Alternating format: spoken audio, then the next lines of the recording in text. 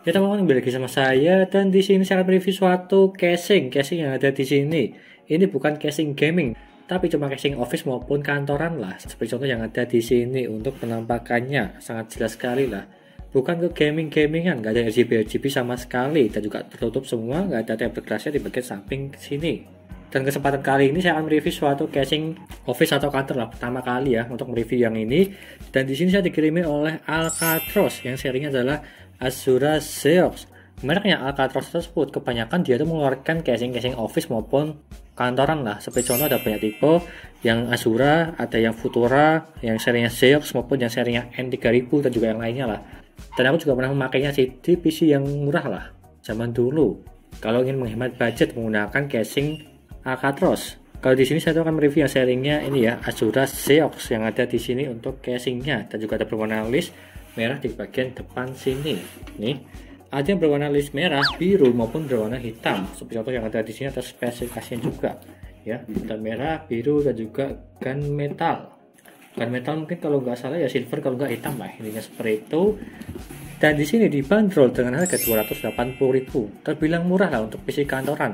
Udah free power supply yang ada di sini juga. Power supply 450 watt. Kalau bisa dibilang pure-nya tersebut di 235 watt aja atau 230 wattan lah. Kita akan lihat aja nanti di spek yang ada di sini.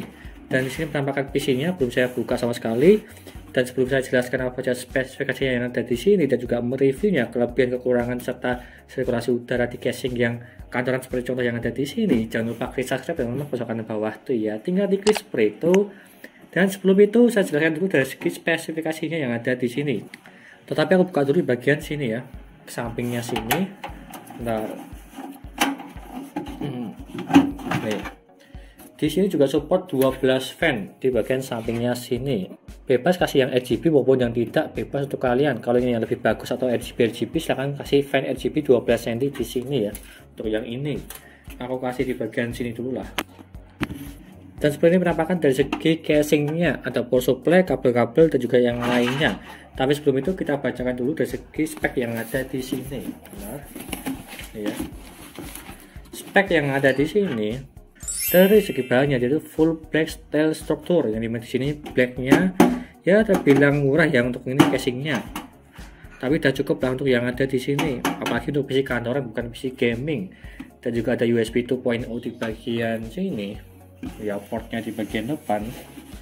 USB 2.0 ada dua, audio, mikrofon dan juga ada tombol power aja di bagian atas dan juga ada tombol reset di bagian bawahnya sini. Kalau yang ini cuma pajangan aja sih dan juga berwarna hitam, ada tulisan Alcatros Zeox, serinya Zeox untuk yang ini. Dan juga spek yang ada di sini dia itu support sampai 2 SSD dan juga 2 HDD 3,5 inch dan juga di sini 4 PCIe karena ini tipenya MATX. Dan juga di sini support sampai VGA 270 mm. 270 mm sekitar dual fan lah maksimalnya seperti itu. Dan juga CPU coolernya 142 mm, terbilang kecil sih. Paling mentok-mentok ya Jones RC 1200 lah, kalau enggak ya bawaan dari prosesornya untuk CPU coolernya. Serta fan supportnya di bagian depan sini dia itu support sampai 1 fan aja, dan juga di bagian belakang cuma support 1 fan tapi yang 8 cm. Di bagian samping support sampai 1 fan aja. Seperti contoh yang ada di sini tadi saya jelaskan. Untuk sirkulasi udaranya mengambil dari mana? Kalau dari depan ya mungkin ngambilnya cuma dari bawahnya aja di sini sih, untuk sirkulasi udara di bagian dalamnya.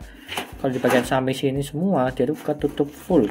Depan sini samping dia itu ketutup full, cuma dari bawah aja. Kalau memasang 12 cm di bagian sini juga, silakan posisi fan yang jadi mengambil angin dari luar ke dalam supaya sirkulasi udara tersebut terbantu lah. Dan juga ini dia itu pas sekali dengan CPU cooler yang ada di mobilnya sini pada saat kalian memasangnya, jadi bisa mendinginkan prosesor supaya lebih dingin.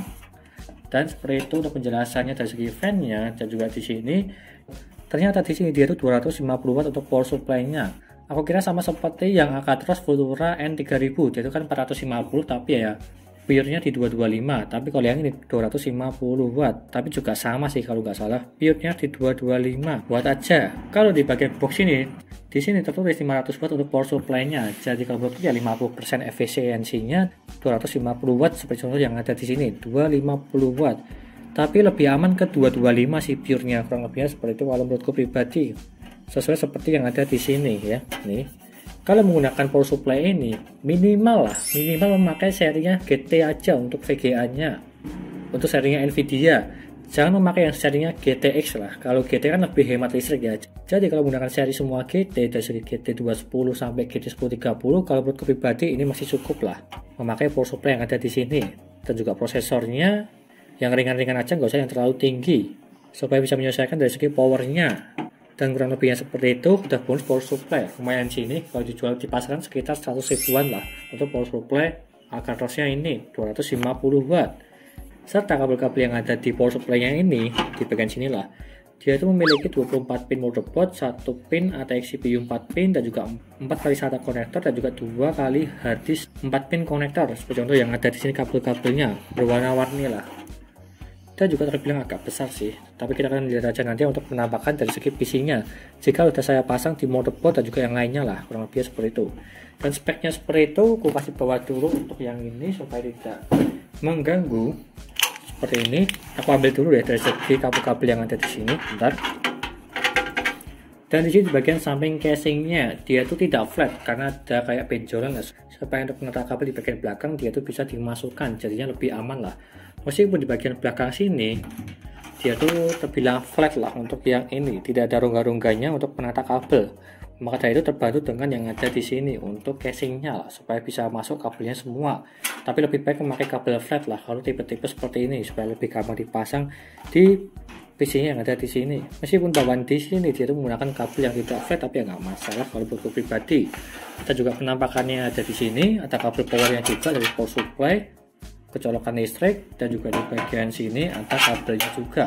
Ada kabel front panel dan juga ada kabel USB maupun audio. Kalau yang front panel tersebut di sini dia itu berwarna-warni, tidak full black semua. Berwarna biru, putih, hijau, dan juga merah serta coklat lah yang ada di sini. Tapi kabelnya tersebut di sini tuh flat. Tetapi ya nggak masalah sih karena ini tipenya casing kantor bukan casing gaming ya. Dan juga di sini power supply semua, kabel-kabelnya nggak usah saya ambil. Yang penting kabelnya seperti ini untuk penampakannya. Untuk slot hard disk maupun SSD bisa dipasang di bagian bawahnya sini. Dan juga ini cuma support di MAT kaca untuk bobonya. Untuk baut-bautnya juga ada di sini ya. Ini bisa saya ambil, pokoknya ada di sini ya untuk baut-bautnya semua, ada komplit. Di bagian belakang dia tuh flat semua. Ada slot juga untuk SSD di bagian belakang sini, dan juga ada 1, ada 2. Lumayan sih untuk menambah SSD di bagian belakang. Dan juga di sini kosongan semua. Manajemen kabel untuk kabel-kabel yang lainnya bisa masuk ke lubang-lubang di SSD-nya ini. Kalau dari atas ya agak susah sih, tergantung kalian aja nanti untuk bagaimana cara untuk menata kabelnya atau manajemen kabel lah di casingnya ini. Di bagian atas tidak ada rongga sama sekali, cuma full tertutup semua, tidak bisa dikasih fan. Di bagian depannya sini dia itu tampil kayak office lah, tidak ada gaming-gaming RGB sama sekali, ya terbilang masih standar lah. Dan juga bagus ya, ada logo emblemnya Alcatros Xeox. Di bagian bawah sini ya standar sih, nggak usah berharap banyak. Tidak ada busa sama sekali maupun dust filter, ya wajar karena casing kantoran seperti itu. Dan seperti itu aja penjelasan dari saya. Dan juga di bagian sini dia tuh ada slot juga sih untuk hard disk maupun SSD nih, karena tertutup sehingga tidak kelihatan lah dari luar, sehingga lebih bagus dari segi tampilannya.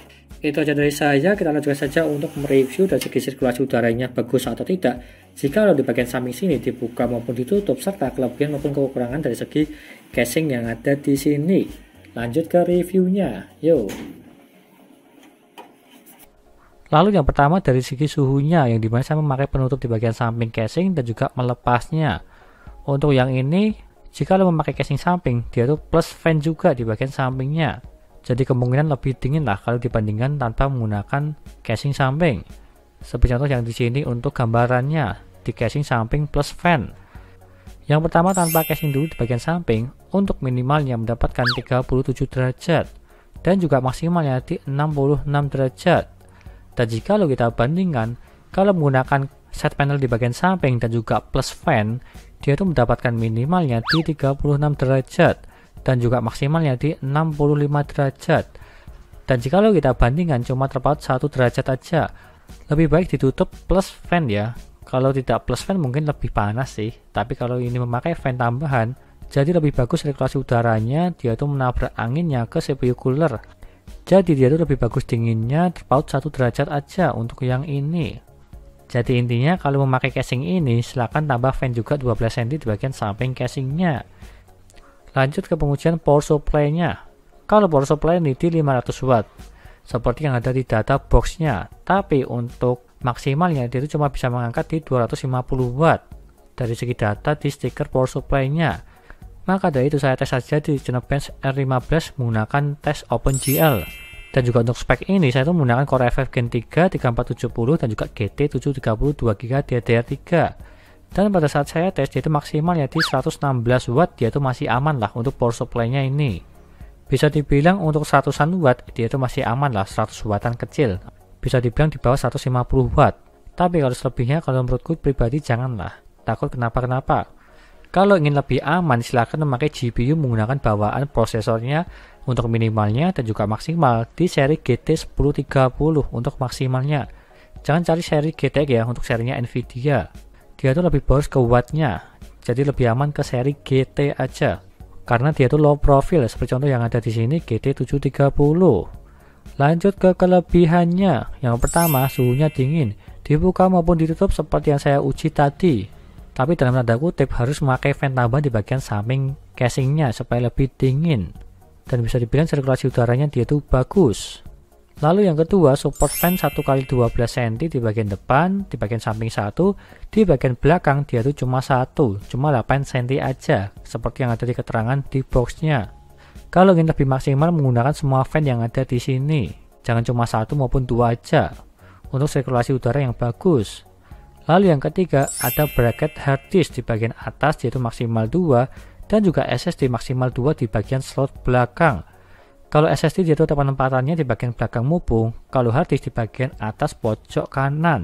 Dia tuh rapi dan juga tertutup lah. Jadi bisa dibilang ini banyak slotnya lah untuk hard disk maupun SSD.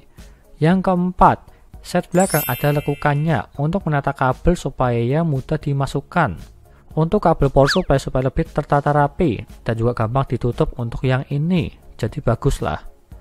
Lalu yang kelima, bonus power supply 250 watt. Kalau yang ini sudah lebih dari cukup jika lo memakai untuk kantoran aja atau office lah, kurang lebihnya seperti itu. Yang dimana power supply tersebut kalau dijual di marketplace sekitar harga 80-100 ribu, ya lumayan sih untuk yang ini. Lalu yang kelima, harganya murah di 280 ribu. Rata-rata untuk casing kantoran dan juga ada plus power supply-nya di bawah 300.000. Kalau yang ini di 280.000 terbilang cukup murah. Dan juga power supply-nya kalau menurutku pribadi ini terbilang lebih bagus lah daripada power supply yang lainnya yang harganya hampir-hampir sama yang sepaket dengan casing. Tapi ya adalah kalau menurutku pribadi untuk casing bawaan lebih bagus yang Alcatraz daripada merek lainnya untuk yang ini. Lanjut ke kekurangannya. Yang pertama, bahannya standar, jadi opsional lah karena harganya murah. Untuk PC kantoran ya nggak masalah sih, tidak pernah memandang dari segi bahannya. Yang penting dia itu besi dan juga bagus, dilihatnya udah lebih dari cukup. Tidak seperti casing-casing camping yang harganya mahal, dia itu besinya lebih bagus daripada yang ini, jadi ya opsional lah untuk kekurangannya. Lalu yang kedua, belum menemukan lagi, silahkan komen aja di bawah. Menurut kalian apa kekurangan casingnya ini? Ya bisa dimaklumi lah dengan harga murah 280.000. Apa yang kurang dari segi PC kantor, seperti contoh dari segi slotnya, fan support, bonusnya yang kurang atau tampilan yang kurang, silahkan komen aja di bawah video ini supaya bisa diskusi bareng.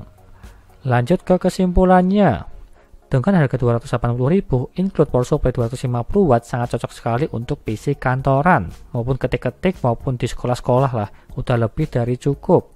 Yang penting tinggal lihat aja dari segi speknya tersebut harus memadai. Dan juga low end lah untuk speknya, jangan yang terlalu tinggi-tinggi juga.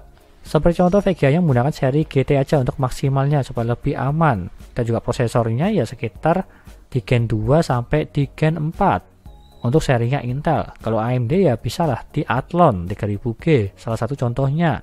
Dan juga tampil standar di PC-nya ini, dia itu wajar lah, no RGB sama sekali di bagian depannya. Gak ada mesh untuk sirkulasi udara, ya wajar-wajar aja sih di bagian depannya. Bisa dikasih fan RGB di bagian samping supaya lebih kelihatan gaming-gamingan dikit lah, seperti contoh yang ada di sini untuk penampakannya, supaya lebih menarik dilihatnya. Intinya seperti itu, bisa dibilang ini rekomen kalau menurutku pribadi untuk PC kantoran dengan harga murah. Dan jika kalian berminat silahkan pilih aja, linknya ada di deskripsi untuk yang ini.